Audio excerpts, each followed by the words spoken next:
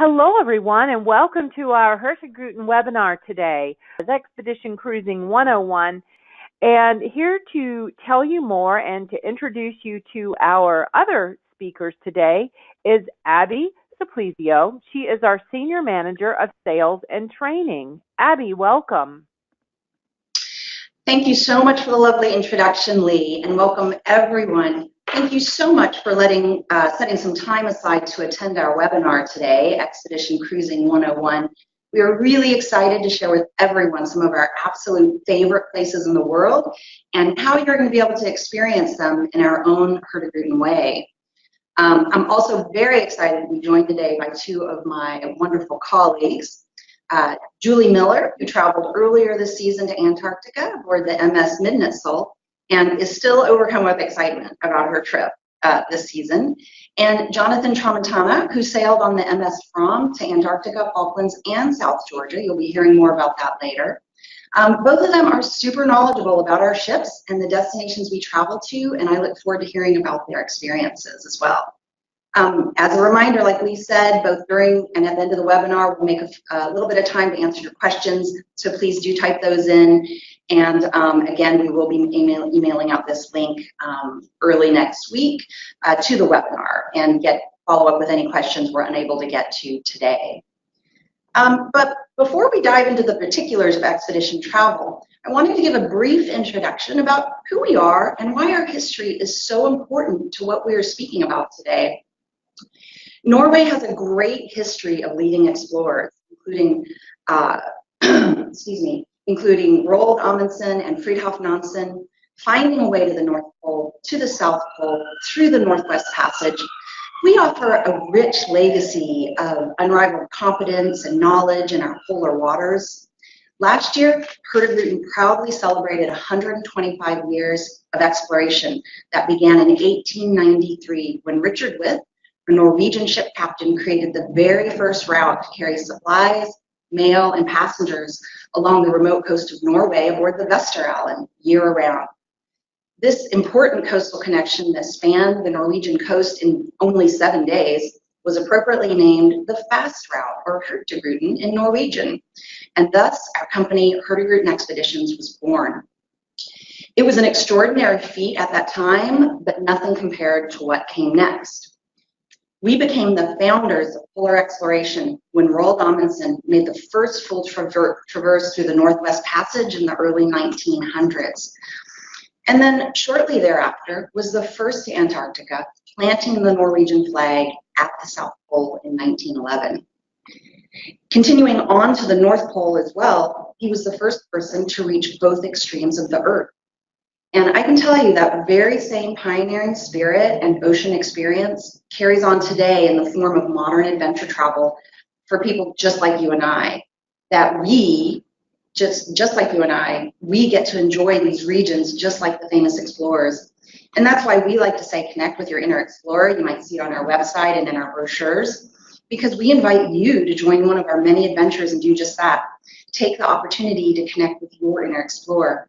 We are the leading and largest expedition cruise company in the world, and we offer an authentic base camp, so to speak, that you get to explore from during the day, get to explore from the ship, and then you settle down in the evening in the comfort of your own cabin. And those are things that the original explorers did not have the luxury of back in the early 1900s, but we get to take advantage of in this modern day. And with that, I'd like to pass things along to Julie, who's going to tell us about expedition cruising and speak a little bit about where our ships travel to each year. Thanks, Julie. Thanks, Abby. Well, a good place to start is what is expedition cruising? And as Abby mentioned, it is inspired by the spirit of exploration and designed to awaken your inner explorer. It offers adventures in off-the-beaten-path, remote places, and it has an educational focus and an emphasis on active, immersive, and authentic experiences. Expedition cruises are led by an expedition team, including biologists, geologists, ornithologists, and other experts who present relevant lectures on the vessel's destinations and lead hikes and offer guiding ashore. And this is really important. Day-to-day scheduling is more flexible on an expedition cruise to take advantage of weather, sea conditions, wildlife sightings, and other unanticipated opportunities. So this slide shows a map of the world of all the places you can go with Hurtigruten. This actually represents the 2021 season, so things change every year a little bit. But as you can see, Hurtigruten sails to a variety of incredible remote destinations. Our itineraries are designed based on seasonality and peak wildlife viewing.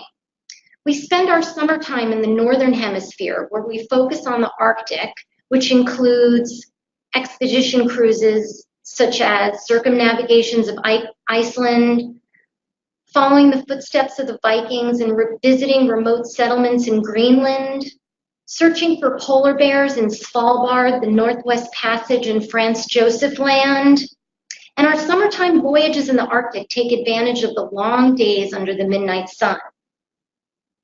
In the fall, the expedition ships are redirected south to the Southern Hemisphere, where we take advantage of the full Antarctic season. And as our ships move from the northern to the southern hemisphere during fall and spring, they take advantage of incredible destinations along the way, such as Atlantic Canada and the fall foliage of the eastern seaboard in the United States, and Mexico, Central America, and South American itineraries. So as you saw with the previous map, Hurtigruten has the widest selection of expedition cruises. We have expeditions to cruises to Antarctica, Alaska, Atlantic Canada, Greenland, Iceland, the Northwest Passage, Franz Josef Land, Svalbard, and beyond.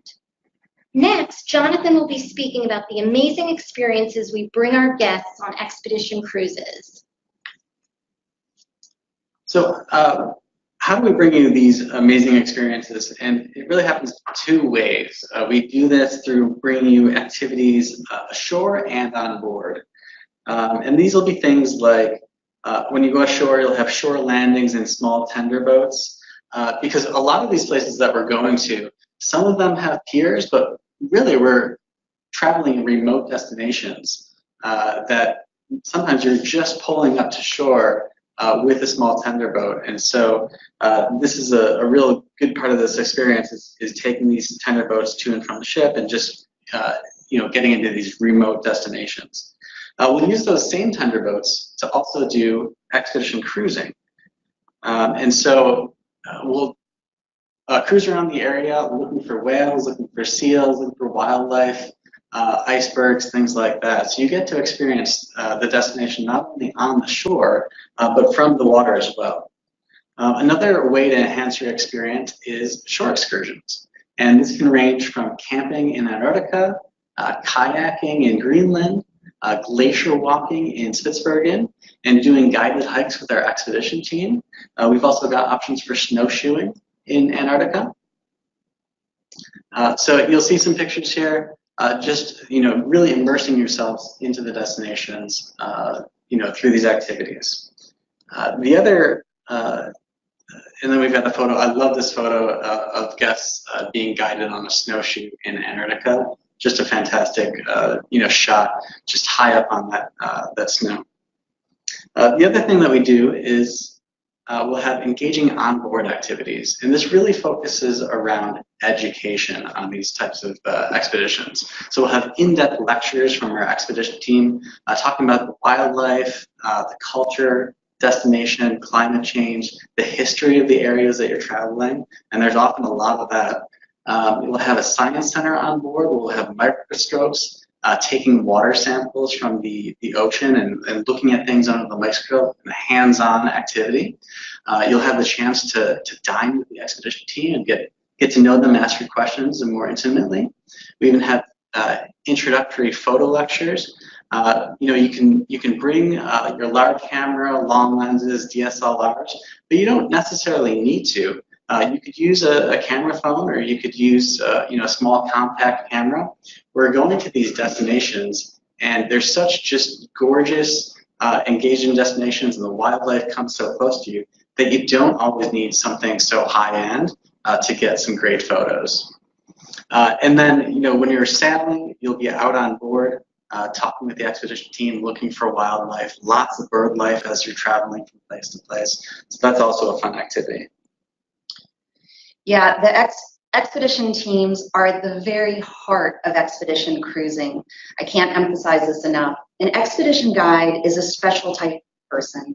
And when I say that, I mean they're the exact type of person you want to have by your side guiding your once-in-a-lifetime trip.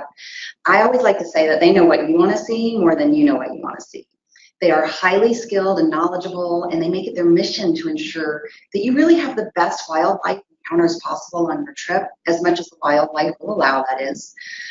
They have a way of expertly conveying information that's easy to understand, highly informative, and really humorous as well.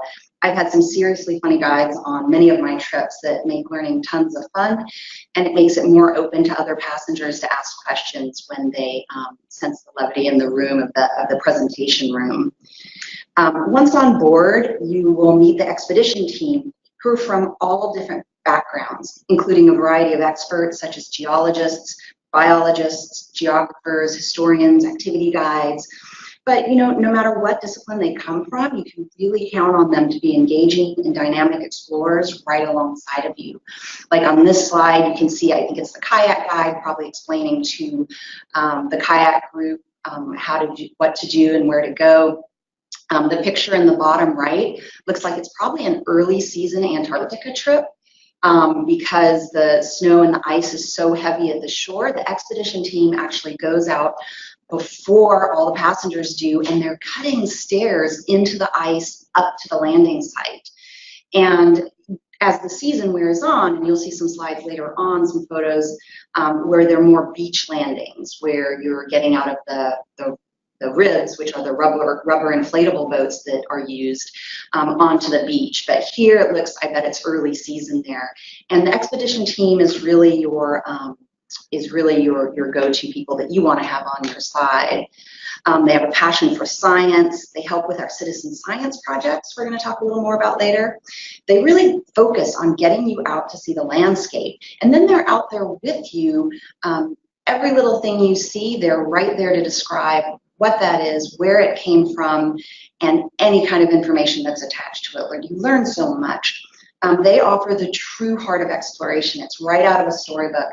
They teach, they lead, they guide, and as they take you to some of these outermost corners of the planet. You can see in this photo, it looks like those are orca whales, and we do not approach the animals that closely. They come up to the rubber boats. And it's just amazing. The seals, you cut the engines, you're gliding out there with your expedition guide and some other passengers, and the wildlife comes right up to you. It really does pay to explore with the experts. We've sailed in polar waters, like I mentioned earlier, since 1893, which means that for 125 years, we have more experience than anyone out there. Our captains and crew are highly skilled navigators in all kinds of conditions, and guest experience is our main priority, second only to safety. We have the safest ships in the oceans because we really go well up above and beyond the mandatory requirements from the different organizations out there. What they require, we surpass them, every single one of them. When you tour the bridge, you're welcome to ask questions. You can see in this photo, you learn what it takes to navigate a ship. You hear about the different destinations. You really feel the connection the officers and crew have to the ship and to the oceans. And I love this other little photo in here. I think it's Greenland, where they played a pickup game of soccer with some of the local community. And that's, and that happens. That really does happen. You are getting into these communities, experiencing the cultures. It's just not about scenery and wildlife. You really learn a lot. Again, I can't emphasize enough how above and beyond the guides go to make sure you have an incredibly memorable trip. Quite impressionable. It was definitely one of my highlights, the expedition team, on both my Iceland and Arctic trips that I was able to travel on. Hurtigruten spends a lot of time and energy developing our itineraries into something very special. So I'm excited to now take you on a trip through some of the places we visit. So let's dive right in. I've been lucky enough to personally travel to both Arctic Svalbard as well as complete a circumnavigation of Iceland. Iceland is such an incredibly special place, very colorful and surprising in so many different ways. A circumnavigation offers a perfect chance to see a lot of different parts of this wonderful country. One of my favorites was the Icelandic horses, which are a unique breed all to their own and incredibly friendly and easy for almost anyone to ride. There are chances to see whales migrating and, of course, many opportunities to visit the oodles of geysers and waterfalls that are all over the island. You can join various excursions to Vatnajökull, which is the largest ice cap in Iceland. I was able to travel there. And, of course, Puffins. Let's see, just one moment, sorry. We're gonna get back to,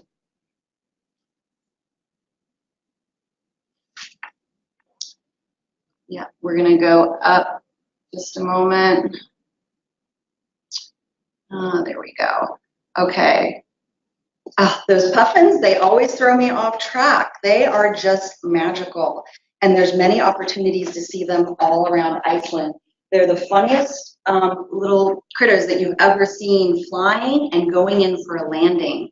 I wish I would have had a landing shot here because they're cute, awkward, funny, and they're just beautiful to watch in action. You can view beautiful basalt columns, hike to lava fields, or explore various caves. We offer a large amount of excursions that really breathe life into the country as we focus on some of the important pieces of Icelandic culture, like soaking in thermal baths, sightseeing in fjords carved by glacial runoff. These trips start and end in Reykjavik, so it's a great idea to extend your stay with a pre- or post-land adventure, maybe something like the Circle Tour. And it's good to note that most of our expedition trips that we offer everywhere offer some type of pre or post excursion that you can sign up for, because it's really nice to get the most out of your trip. You've already purchased your flights, you've taken this time out of your life for this extraordinary adventure, and just to add on a few days before or a few days after, it's really the best thing to do. You want to get the most out of your trip. Another place I visited is Arctic Svalbard, an incredible region only 840 miles away from the North Pole. It's actually situated between the North Pole and Norway. It's an archipelago that is one of the best places on the planet to view polar bears in their wild habitat. In Spitsbergen, the main island, which you can see here, you can tour the very quaint town of Longyearbyen and learn all about the old mining towns. I took a little city tour there to learn about the history, culture, and also was able to visit the global seed vault where they safely store all the world's seeds, and that was really cool to see. We had it's a very small town and just super unique, just to spend a day, an extra day or night there. An important factor with all of our expeditions is that we really want to focus on the destination. Piles of walrus all around were one of my favorites. There are known what they call walrus haulouts, which they can usually find, not guaranteed, but they usually do stay there for a good portion of the season. And those are, I could watch those all day long. You can hike to scenic viewpoints and the enormous glaciers. Svalbard is really the perfect place to explore glaciers, as it has the densest population of them anywhere. And it also has the largest ice cap in the world, apart from only Antarctica and Greenland. You can kayak while puffins and seals play in the water around you, and sometimes take the ship itself right up to the base of the cliff and see thousands upon thousands of seabirds. It's really quite extraordinary. It was my first time seeing reindeer, which was really neat, and this is where I had my amazing minke whale experience. I was out in one of the tender boats, the rubber inflatable boats, and with some passengers, and a minke whale came right up to us out of nowhere. We had the engines cut. We were just enjoying the scenery. It popped its head up and just stared at every single one of us in the boat and just kept its head out, poked out of the water, looking at us. And we couldn't even, nobody even said anything. We were breathless. We could hardly breathe. And it probably looked at us for a solid 2 minutes, which seemed like an eternity. It's incredible. Svalbard is also a fantastic destination for birders. We had birders on my trip who were just beside themselves with excitement, writing frantically on their lists for the auks, the guillemots, Arctic terns, eider ducks, and the large list of birds there. We actually had a wonderful eider duck lesson and learned from a local about how the eider down is carefully and sustainably harvested to fill pillows and quilts. It's incredibly warm. We even examined some of the eider down on the ship under the microscope in the Science Center with an expedition team member, letting us know what we were looking at and all the fundamentals of that. Again, I highly recommend joining excursions on whichever adventure you choose, as well as take part in any pre and post trip activities that are offered. It's really going to be the cherry on top of your trip. Now, I talked a few about the places that I've been to, but Julie wants to take you through a few of the other regions and how we explore those here. Thanks, Abby. I'm going to move a little quickly through some of our destinations, and then I'll speak more completely about my experience in Antarctica. But we'll start with Alaska, which features the beautiful islands, fjords, and remarkable wildlife of the Aleutian Islands and the Inside Passage. Wildlife includes grizzly and brown bears, multiple species of eagles, moose, caribou, bison, and numerous whale species. Highlights include the Valley of 10,000 Smokes volcanic area, which has a large population of brown bears, and the Hubbard Glacier, where the glacier routinely calves off enormous icebergs.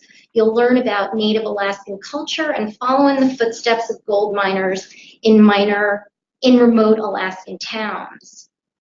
Atlantic Canada, pardon me.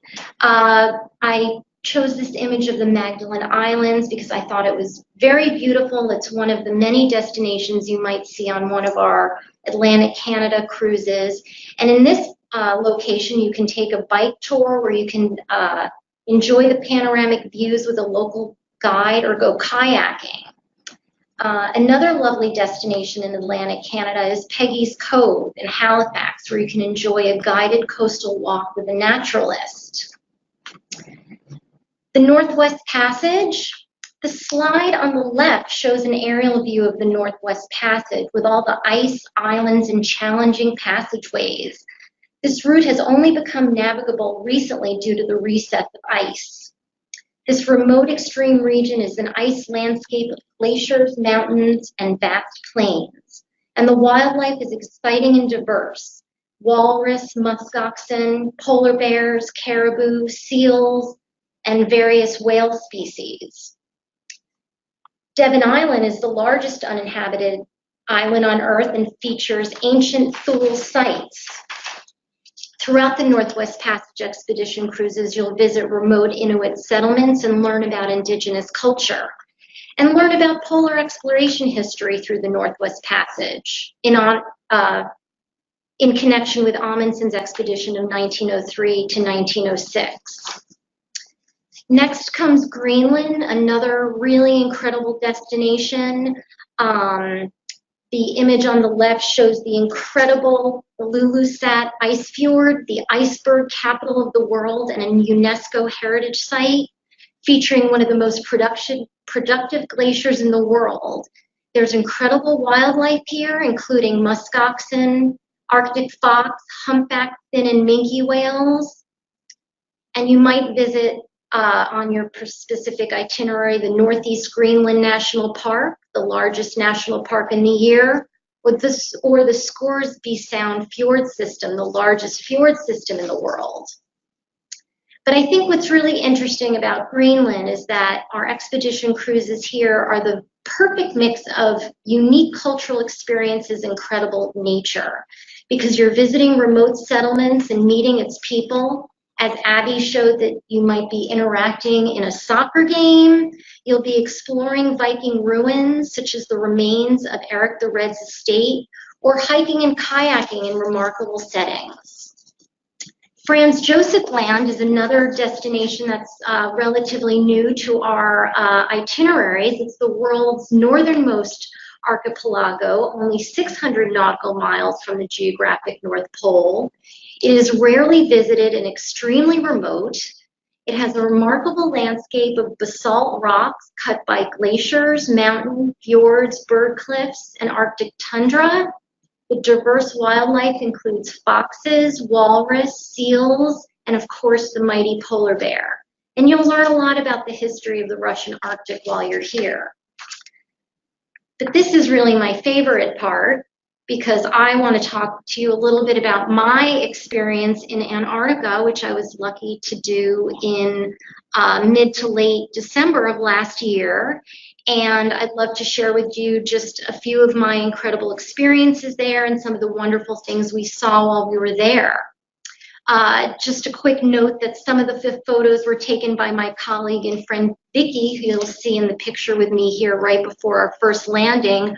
And we also have some images from our expedition photographers that you are able to purchase after your trip, because they really, as Jonathan said, taking pictures yourself is great. And then you can also augment your album with professional photography. So again, this is Vicky and I right before our first landing, and Deception Island is one of our first landings, which was a hike on a flooded volcano crater, and that was just a totally otherworldly landscape. And this was also the location where folks did the polar plunge. I actually did not do the polar plunge. Orna Harbor was an incredible place. The beauty speaks for itself. We hiked to a chinstrap penguin colony, and you'll notice in the upper right, the weather completely changed, and that is typical in Antarctica. And this slide is dedicated to basically the fact that I fell in love with all penguins in Antarctica, because they are cuter than you can ever imagine, and it sounds like falling in love with puffins and birds are par for the course. And you know, Julie, we had some questions about what penguins you could see, and here we show some gentoo penguins. We've got a chinstrap. We also have Adelie penguins that we'll see, maybe a couple of macaronis. Thanks, Jonathan. Yes, so I wanted to just tell you that one of the most important things you're going to want to buy for your trip are your waterproof pants, because you're going to sit down and watch these humorous, fascinating, industrious creatures moving, squawking, and waddling. They have the most adorable waddle. We actually saw penguins laying on their eggs. They hatched during the cruise that immediately followed ours. My next slide is a little bit more about the penguin highways that we learned about, where the penguins are slipping and sliding and tripping and stumbling and belly flopping up and down from the seat of their rookeries. And here you see a skua lurking, waiting to steal an egg. So the drama of everyday life. You fall in love with icebergs that are unique and beautiful, and some glow a luminescent blue, which reflects the most ancient ice. And kayaking among the icebergs is a very popular activity, as you could well imagine. We also had an amazing snowshoeing day, a warm day where you want to remember to always have layers that you can take on and off. And this was a snowshoeing adventure to some incredible vistas. And I just wanted to end a little bit with a picture of our expedition team, who, as Abby said, are really the heart and soul of the trip. And they were the coolest people, and they really made our expedition just incredible and informative and enlightening and really rather profound. Jonathan will tell us a little bit more about his Antarctica experiences that include the Falklands and the South Georgia Islands. Thanks, Julie. So we have a couple different options when it comes to Antarctica. We can do short 12 to 13-day trips, or you could add on the Falkland Islands to one of your Antarctica expeditions, and that'll take about 18 days or so. And then finally, we have the option to extend beyond Antarctica and the Falklands and tack on South Georgia as well. That'll take about 23 days to do those. So first, we're going to talk about the Falkland Islands. And these islands will be serviced by MS Fram and MS Roald Amundsen. And it's a British overseas territory, and so it's often been said that it's more British than Britain itself. So you'll have the famous red telephone booths. You'll see Land Rovers all over the place. Has to be more than 50% Land Rovers of the cars that people own there. And you'll have pubs, British pubs, and Red Post Office. So very, very British overseas territory. The other things you'll see in the Falkland Islands: incredible bird life. You'll see penguins. Sheep farming is also a big part of their economy there. So a great place to bring home some wool souvenirs, like I did for my wife. Brought her home a nice little scarf. But again, incredible bird life. So many variations of birds that this is a fantastic destination that I always recommend for birders. And on the screen here, you'll see the albatross with the incredible wingspan. Yeah, it's up to 12 feet, I think, and that's just really unbelievable when you see them that they're actually a bird. Right, and they're just coming down and swooping right over your head. Just a great experience. And then, the Falklands also has a lot of history. It was, most recently, it was part of the Falklands and the war between Falkland Islands and Argentina. And that was in 1982. So it's still very much present today in the Falklands culture, and you'll see signs in Ushuaia, Argentina too. So it's still a very much a sore spot, but a fun thing to read up on if you're intending to travel to the Falkland Islands, just to get into that history before you go there. And then on the next slide, we'll see, you've got your English telephone booths and a variety of penguins and birds. We've got a rock hopper penguins with those red eyes, and king penguins. Not huge colonies of king penguins in the Falklands, but they are there. For kings, we'll talk about soon, because we really want to go to South Georgia, which is what we'll talk about next. So South Georgia, you'll see this destination aboard MS From in our 23-day itineraries. And dare I say, Julie, that this destination just rivals Antarctica in its beauty. It was one of my favorite places to go. It was just drop dead gorgeous. I took this photo from Fortuna Bay. So we were on the ship on the other side of the bay, and these were the mountains behind us. Just incredibly gorgeous. South Georgia is also known for its wildlife. It's called the Serengeti of the Southern Ocean. And so you'll see plenty of king penguins breeding here. We've got elephant seals, king penguins. You'll see some of the babies with the brown fur. And when I say lots of king penguins, I mean lots of king penguins. There are 200,000 breeding pairs in just one location here, and it's just quite a sight to see. So if you want to see king penguins, if you want to see those penguins with the orange on them, this is the place to go. And in the top right-hand corner, we've got our elephant seals, which another just amazing thing to see in person. We've got the bull, the male elephant seal on the right-hand side. They can go up to over 8,000 pounds. The females go up to 2,000 pounds. So, it's just an incredible sight to see. That's incredible. It's bigger than my minivan. Yeah. But those orange throats on the king penguins are fantastic. And do you see those on the regular Antarctic Peninsula or just South Georgia? We won't see king penguins in Antarctica. We'll see them a little bit in the Falkland Islands, but primarily in South Georgia. Okay. South Georgia is also known for its whaling history. So you'll see lots of whaling stations when we go to South Georgia. And these whaling communities, they set up really little communities. And so there's the church here in Greenland that you'll see. Greenland is also the burial location of the famous explorer Ernest Shackleton. So you can actually go to his grave, visit his grave, pay your respects. They'll give you a little shot of whiskey.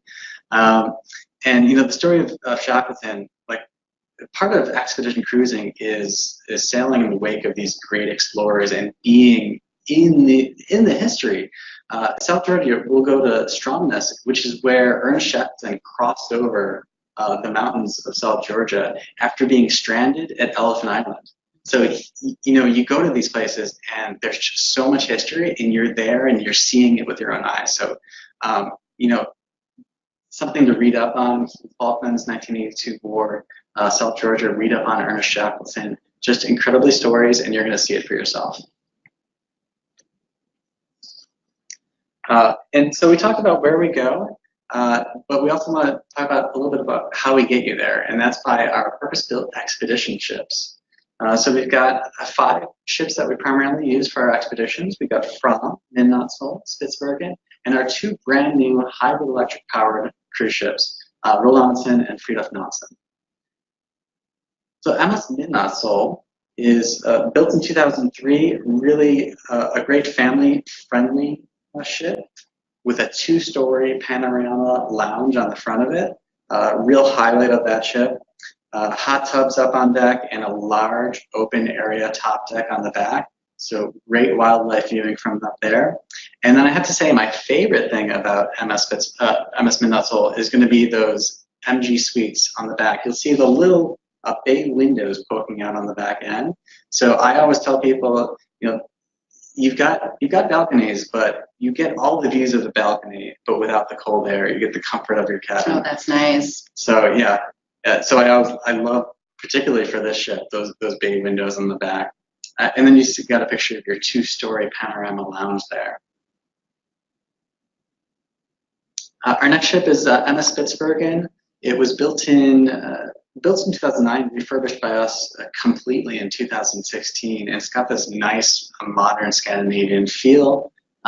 Again, a nice open top deck, and I have to say, my favorite part of this particular ship is the view from the hot tubs. So you see this little wall up on the second to top deck, and that's really where the hot tubs are. So you're sitting in the hot tubs, you're enjoying the views, enjoying the iceberg, and you just see this entire wall of scenery behind you. It is an incredible view, and my favorite part about this ship. And then we've got, it's got this nice modern design on the inside and a unique bow to view from the front of the ship. Fram is our next ship, really the crown jewel of the fleet. Very small, very intimate, a great bow up front where you can view, because a lot of times expedition cruise companies will have cranes on their top deck to drop in and store their tender boats, but we do side deployed tender boats, and so we're leaving the bow open for viewing for our guests.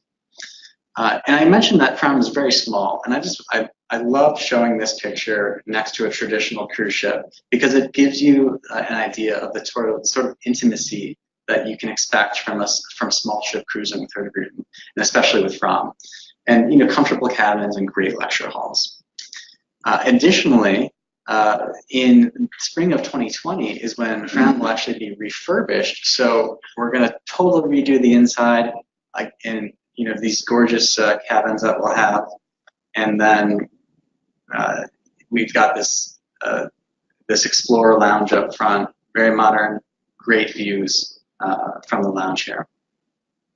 And then finally, we're really excited about these 2 ships, Roald Amundsen and Fridtjof Nansen, are the first hybrid electric powered cruise ships in the world, and it's going to reduce our emissions by 20%.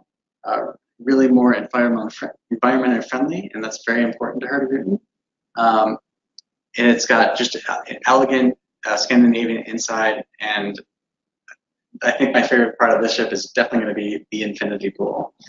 So you can be cruising in Alaska, in Antarctica, hanging out at the pool, looking over the edge. I love that infinity pool. Again, comfortable cabins. You'll see on this cabin that we're showing, it's got a balcony. And I point that out because Roald Amundsen and Fridtjof Nansen will have 50% balconies and no inside cabins. So there's not going to be any shortage of balconies on this ship. Another thing that we're excited about is the focus on learning and lectures and the Science Center in Roald Amundsen and Fridtjof Nansen.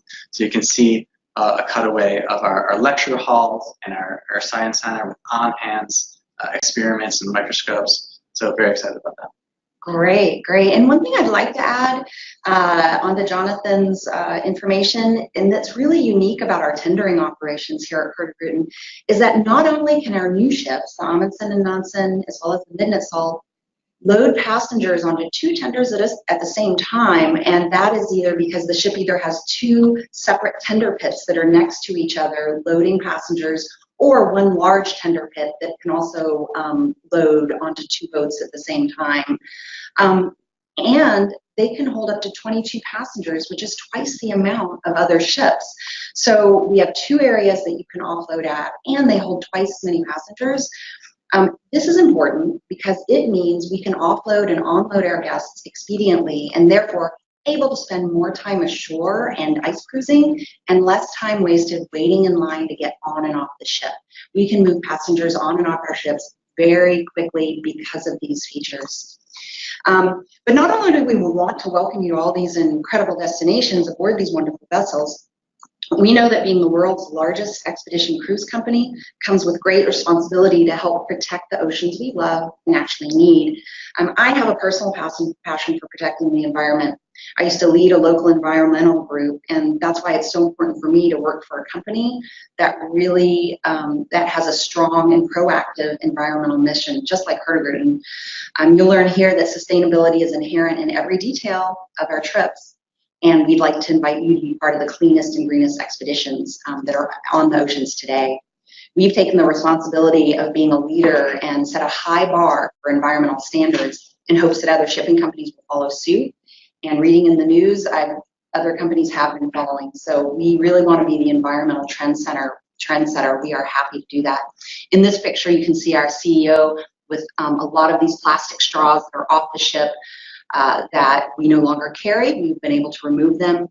And then the gentleman is a fisherman from a local community.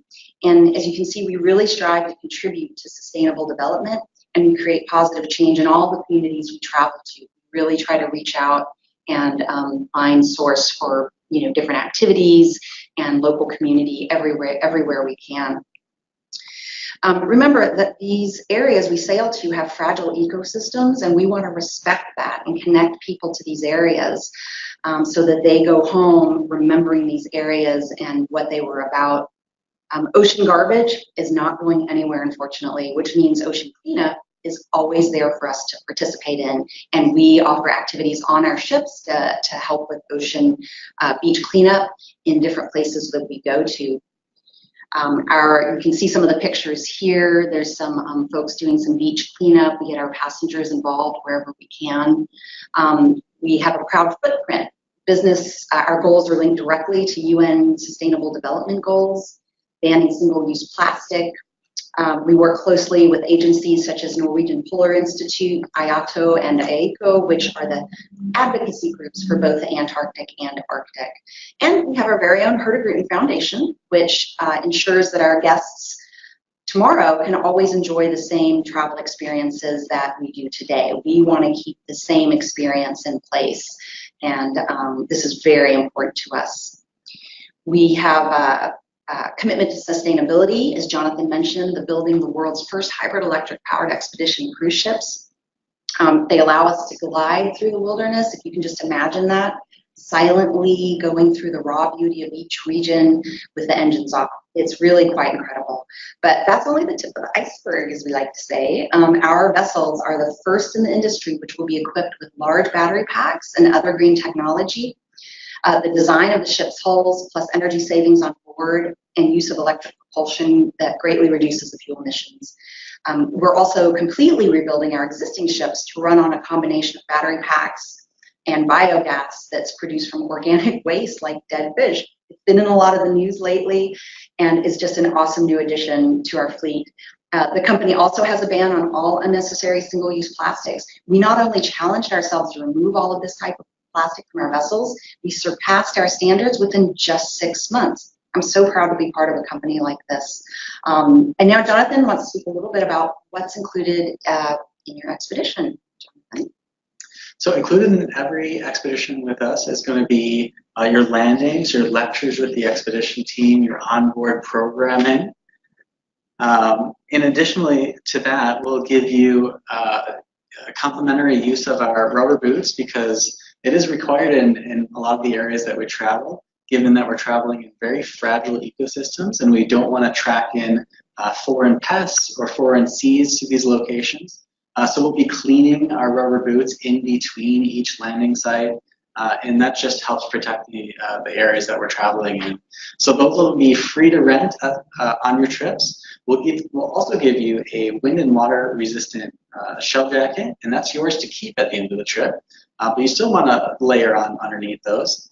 And then we'll also have trekking poles. And I know we've had some questions about that. So you will have trekking poles available to you. Those are also free to rent during the cruise. A lot of questions that we've gotten today have been about recommendations for packing. And this is really important to be prepared for going to these cooler destinations. So one of the things that we always tell people to do is use layers, because one day or one moment it actually could be windy and cloudy and very snowy, and then in the next 30 minutes you can transition to sun and no wind. So you want to be prepared for different temperatures as you go.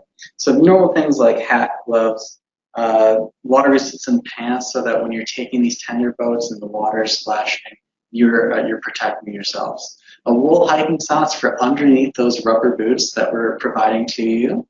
Warm and water resistant walking shoes for on deck, because you'll be out on the bow looking at wildlife and it could be wet or cold or a little bit rainy, so you want to be prepared for that.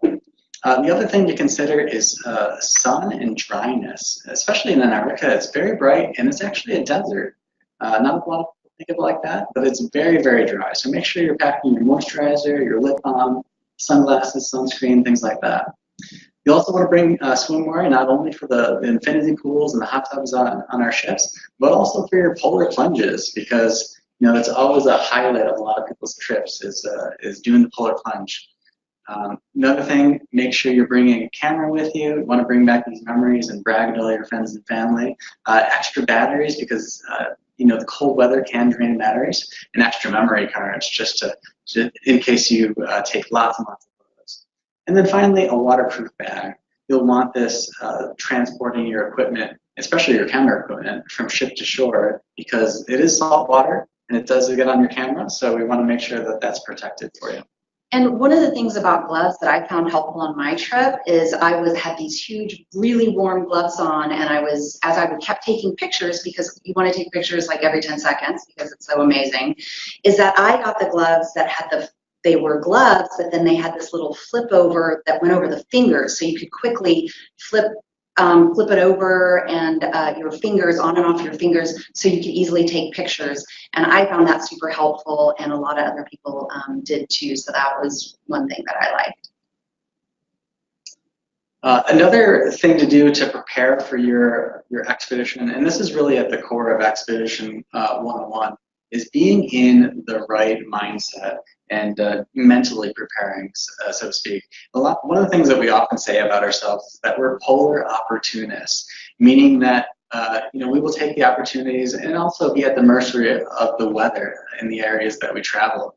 So, if it's a very windy day and the waves are whipping up, we might not be able to do kayaking that day, but we'll do it at our next location.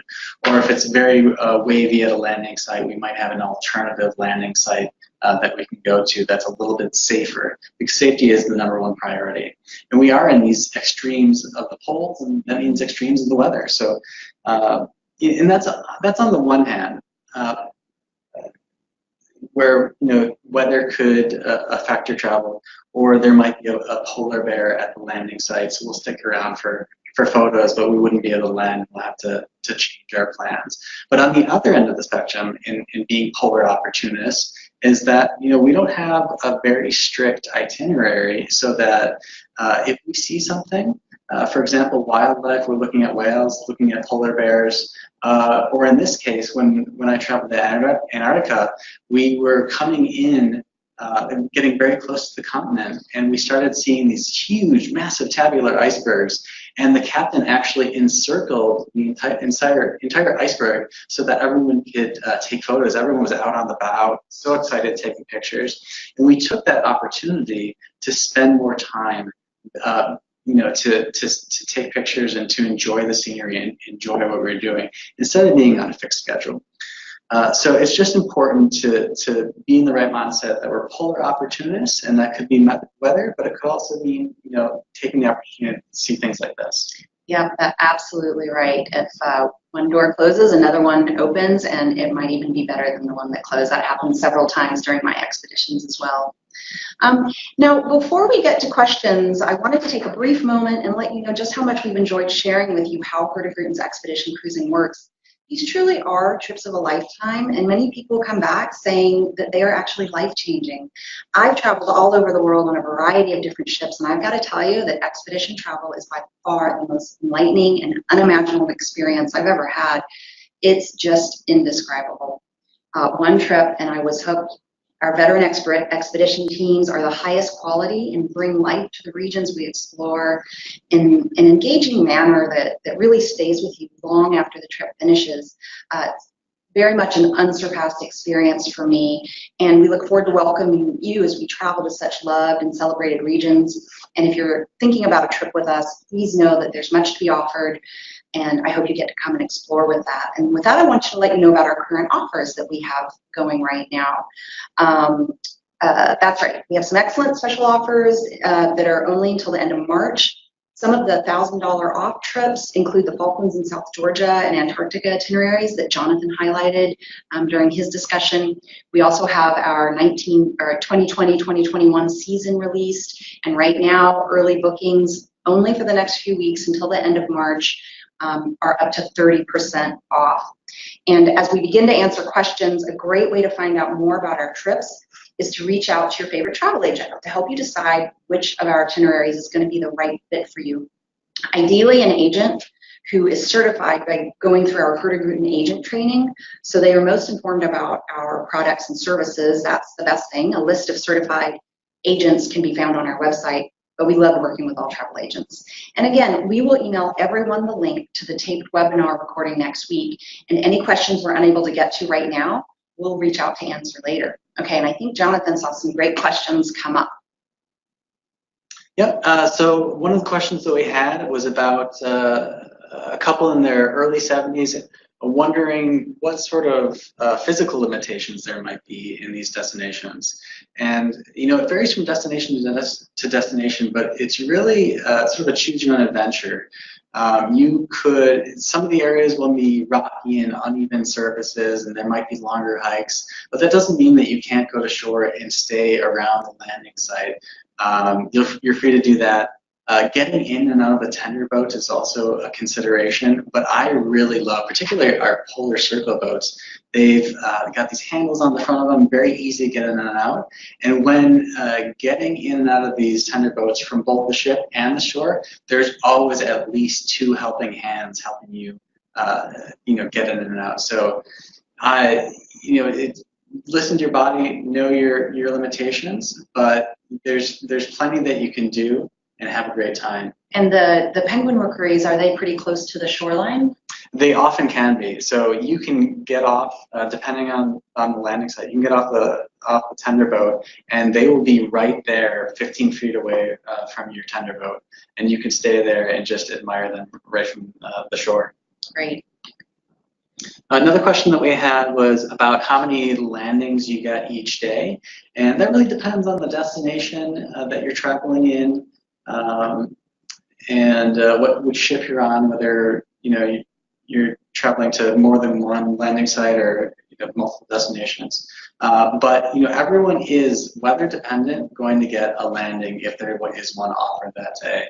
The other question that we have was, how long you stay ashore. Again, this would be depending on where you are in particular. It could be 1 hour, it could be 2 hours, could be a little bit longer or a little bit shorter. It depends on weather, it depends on the destination that you're in.